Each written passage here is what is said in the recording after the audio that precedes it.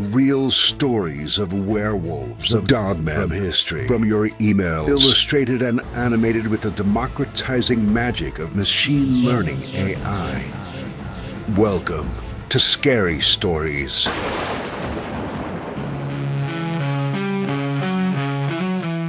My youngest son is a Wolfman.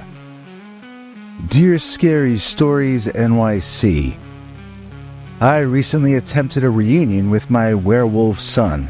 We had maintained a level of contact, but I had not seen him with my eyes since the mid-1990s, and it is my hope that he and I never cross paths again. I'm too afraid of him. He's more animal than human. What happened was that I drove out to his trailer, which he had emailed me the location of. I wanted to see him for his 50th birthday and to bring him some of his possessions from his room that I still had. Our meeting went well until I brought up some personal thing that caused him to fly off in a rage. That was when I witnessed an anger-driven werewolf transformation, which is not something you ever want to witness while up close.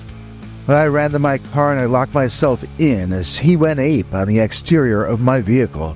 I drove away weeping as my own son behaved like a wild animal all around me. I had seen him change form once, 30 years prior, but this time it happened in the middle of the day in broad daylight. This was not him being forced to change.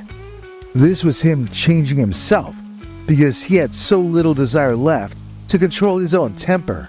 It was the event that made me realize that I had to write this down for my own sanity, and that I needed a safe and anonymous way to share it that wouldn't drag my friends and neighbors into my personal family problems. I've been a lurker for some time on your channel, but I never comment. I don't listen to every show, but I catch you a few times a month usually. I've been wanting to tell my own story, which is a personal werewolf family matter, but I had been planning on sharing it with a larger channel than yours, no offense. However, going on Dogman Encounters with Vic Cundiff or one of those other bigger shows means that I'd have to call in or go on Skype or FaceTime or something like that. And I just don't have the nerve to connect my voice with these stories, if that makes sense. I mean, even if they disguise the voices on those shows, you can always kind of tell who it is, at least if you know the person. If my family heard me talking about any of this, it would trigger a whole list of troubles for me and my relatives. For this reason, I'm just going to tell you my side of it and then entrust these stories to you. My writing skills are not exactly on par with Hemingway, so feel free to fix and fiddle with the narrative to make it work for your show. Just please don't change any of the details about the events or my family members. This is the story of my problem child, who we can call Morton. He was and is not my only son, but he is my youngest. And he is also my greatest disappointment. His late father never took a liking to Morton, and I tried to make up for it by loving him twice as much. It only made him a colder man once he grew into his teenage years. He had developed a reputation as a mama's boy that wasn't really his own fault. I tended to dote on him and be overprotective, but he tried to succeed on his own without my help. I say tried because he never did. Succeed, I mean. He failed whenever I didn't step in to pull some strings or help out in some way. And he never developed the confidence of my other boys, the ones whose father loved them. By the time Morton was a teenager, he had become a loner and into that Kurt Cobain grunge music. This was back then in the early 1990s, when that stuff was new. He would blast it annoyingly loud and get into equally loud arguments with his dad, who wanted it turned down. In retrospect, I understand why Morton fell in with those werewolves. I mean, it was a way to have power that he couldn't normally have. It turned him from a rocker nerd into into a super athletic rocker nerd.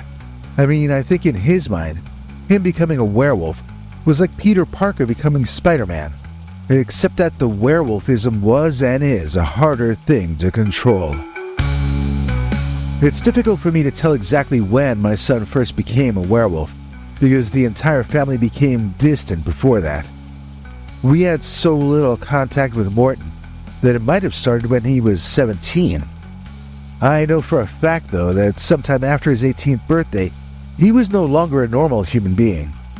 I didn't see him transform yet in those early days, but a neighbor who I trusted had. She had witnessed it happening in our backyard one night, and when she told me she was so sad about it, that I knew she wasn't just making up a story. Our neighbors were an elderly couple from Eastern Europe, and to them a werewolf was a very real thing. To me, however, a werewolf was something from legends and movies, so although I believed my neighbors' every word, I still wondered what they had actually seen. I mean, what could they have witnessed that somehow, in their Eastern European 20th century minds, got transformed into a werewolf sighting? That was my worldview in those days. Werewolves could not be real, but something bad was happening concerning my youngest son Morton. So I felt that all that needed to be done was for me to parse this information that I was taking in. The situation wasn't as complicated as I was thinking, though.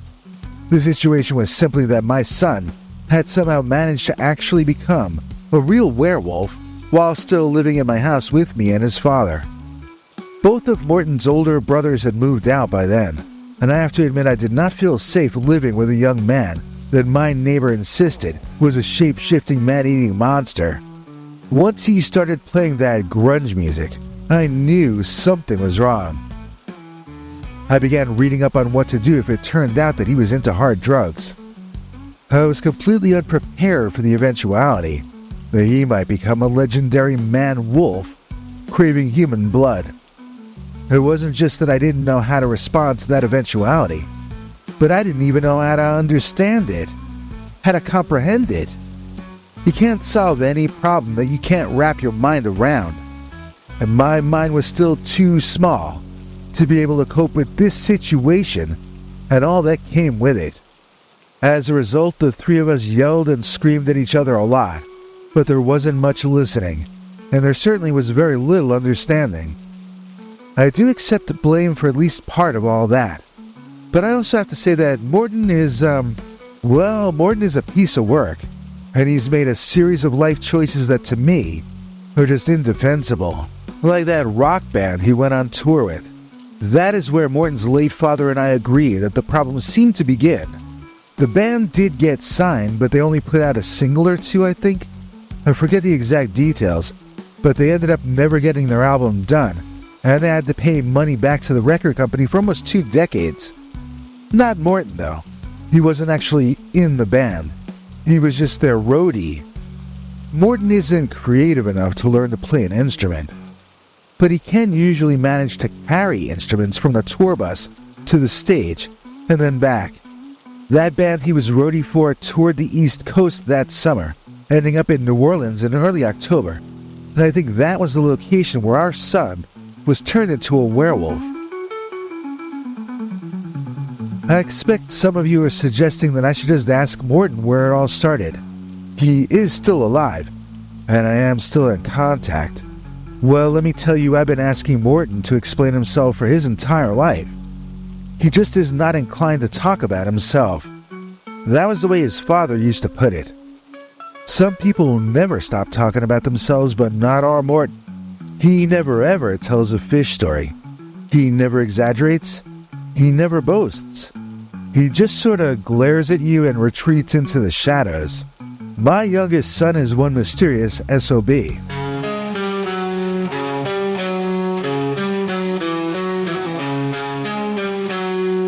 I beat around the bush long enough. I better get into some actual werewolf stuff now. I have to say it still offends me that my son is what he is. Every time I talk about it, it feels like a new situation. But this summer makes it officially 30 years that we've been coping with this as a family.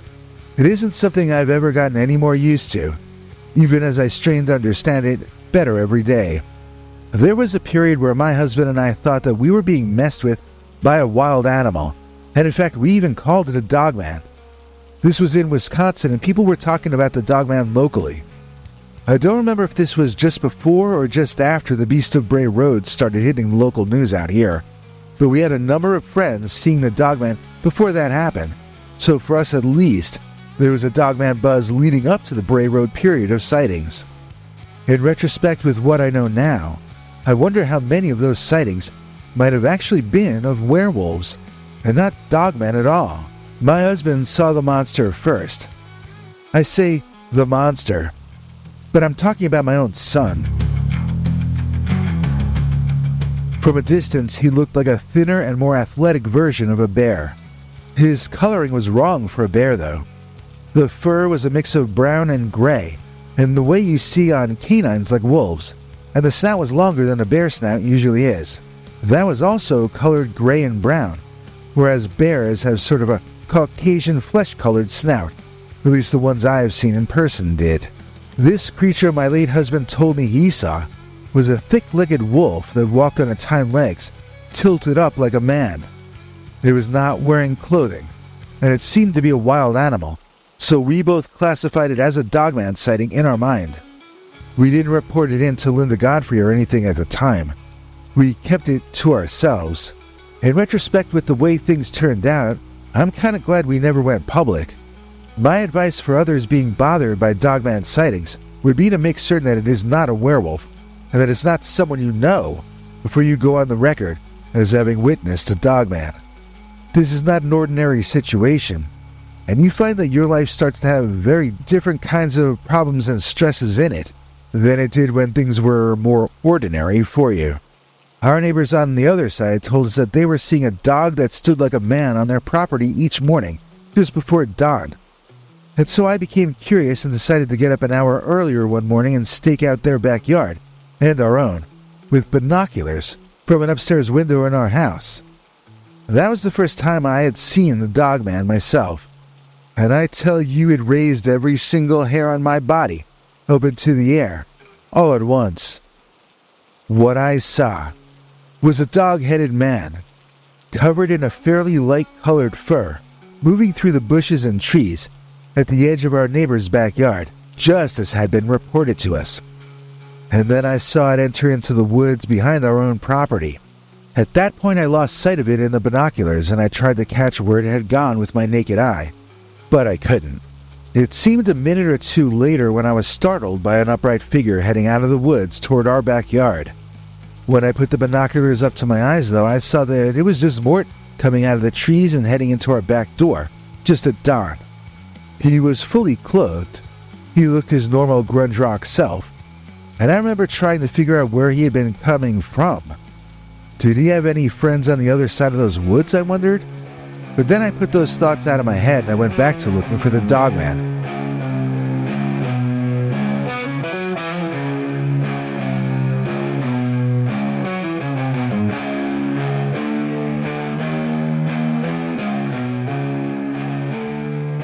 Later that day, I decided I'd better warn Morton about what we'd all been seeing. If he was going to walk around in those woods back there at night, he should know there was a large two-legged wolfman type of thing living back there. My hubby and I had been wondering if the Dogman would run from humans like they say Bigfoot often does, or if it might become aggressive or even deadly. Morton needed to know, and so I just blurted it out to him while he ate his Count Chocula cereal. I told him that I had seen this thing. His father had seen it too, and two of the neighbors as well. Rather than thanking me, Morton started quizzing me about what I had seen, demanding to know exactly what details I knew about this creature. Then he demanded I take him to the window that I had seen this from. When I brought him up there, he grew even more agitated, and he called the guest bedroom on the second floor my spy tower. He seemed to be offended on behalf of the Dogman, and he told me that everyone in my generation was, quote, nosy, unquote. Then he stormed off down to his room in the basement and began blasting grunge music at a decibel level that bordered on feeling like an earthquake.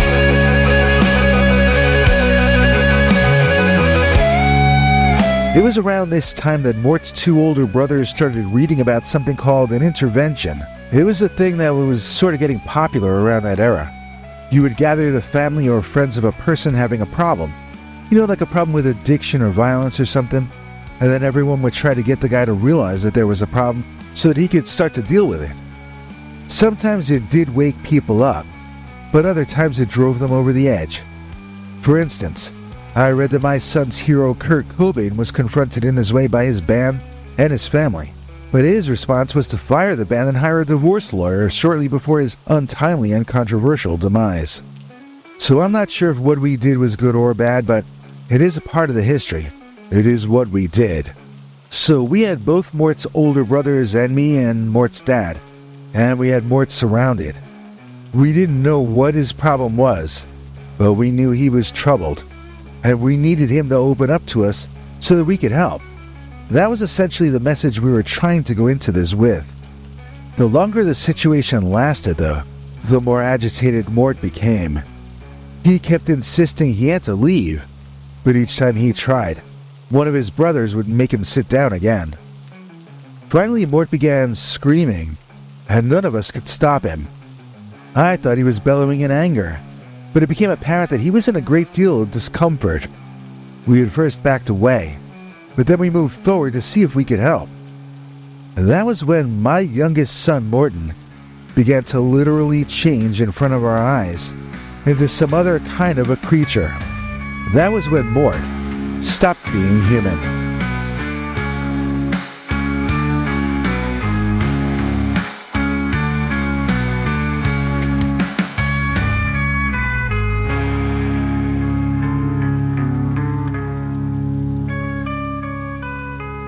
My son's eyes began to glow, not reflect the light like a cat, but to actually glow from within like a demon. I saw steam or some kind of vapor rise off of him, and I saw him bare his teeth, revealing that he now had long fangs. I don't recall a lot of the details that other witnesses talk about with werewolf transformations. I just remember noting that his teeth were long, and then noticing that his hands had become clawed, and then noticing that his arms were growing hairy. As I noticed each thing, my attention would be drawn to that, and then he would jerk or growl, and I would see that he now had tall dog ears up on top of his mane of grunge rocker hair. I can't say I ever saw the ears grow. I never saw the fur grow, but I would notice that they had just done so. Does that make sense to you? Okay, well if so, then explain it to me. How exactly had I witnessed a werewolf transformation as it happened, and yet also not really seen any of the changes until they had already happened, or at least not noticed them until they seemed to be finished happening? When he stood up again, Mort was bigger than before, and he was beginning to come out of his clothing a bit. Neither of his brothers nor his dad stopped him when he charged up the stairs howling and out the back door of the house. The family discussed what to do when Mort came home. Take him in, kick him out, call the police, hire a priest to bless some silver bullets. It never ended up mattering though, since Mort never did come back home. He and I started communicating again in 2009 via email, but only a few emails a year to let each other know that we were still alive. I did tell him when his father passed, but other than that, he writes me, and I respond in a day or two, after I've had some time to digest what he's just told me. It's all personal stuff. How he earns enough to subsist and survive. How he manages the werewolfism, how he keeps it separate from how he earns a living. It's all too personal to him specifically for me to share any of the details with you though. I don't want to talk about how he makes his money. It would be like outing him a bit too much, and that's not my job as his parent. I am grateful that Mort's two older brothers are still with us, and that they bring their families to see me during the holidays most years. This year we're all going to meet at one of their houses though. It's time to start letting them have their own traditions, enough of mine. It needs to be about the next generation, not the prior one. It isn't like I have any great wisdom to impart anyway. I have not been such a success at all, have I? No, I haven't. Because my youngest son is a Wolfman.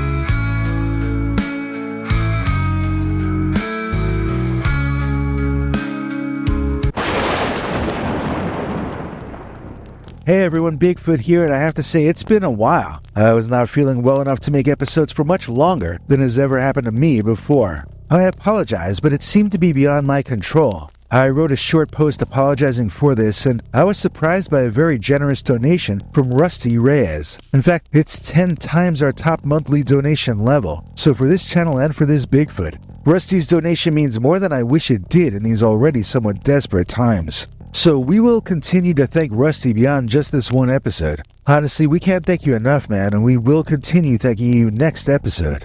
Normally, this is where we throw to Henry Lee Dogman, but instead, we've hopefully got a new song from the brand new album by the Scary Stories NYC Halloweentime Orchestra. If you like it, check the links in our description for more. We've got a whole album of them. This one is guest starring the Chibi Twins, performing their brand new release, Ghosts, Ghosts, Ghosts. Take it away, ladies. I catch ghosts up in my hissy. Open source keeps me busy. Got spooks, a whole city. I ain't no kook, I see the hate. Ghosts, ghosts, ghosts, shoo, shoo, shoo. Ghosts, ghosts, ghosts, you make me blue. Ghosts, ghosts, ghosts, shoo, shoo, shoo. Ghosts, ghosts, ghosts, boo, boo, boo.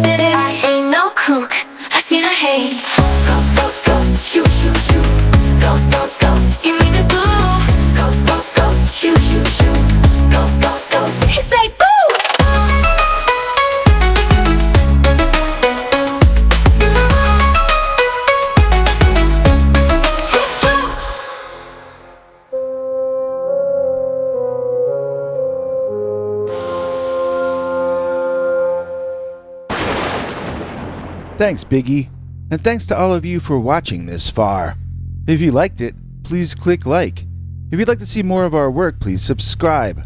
And also click that bell icon if you'd like to be notified when we put out a new episode. To become an executive producer, you can donate to us through the thanks button under each of our videos or through our paypal.me/PeterBernard209 page. To receive cool perks like secret uncensored Dogman episodes far too wild to ever run on this channel, you can become a YouTube channel member by clicking the join button, or join our PayPal subscribers club at peterbernard.com. Joining either at the $3 a month level or above gets you access to our over 25 hours of secret uncensored Dogman stories available nowhere else. Do you have a scary story about Dogman or some other kind of high strangeness that happened to you? Let us know by emailing us at scarystoriesnyc@gmail.com or by leaving us a voicemail message at 804-LA-SCARY. You may need to call back on that when it cuts off after I think 3 minutes. And if you don't want to do any of that stuff, thank you for simply watching to the end. Good night, and have a scary tomorrow.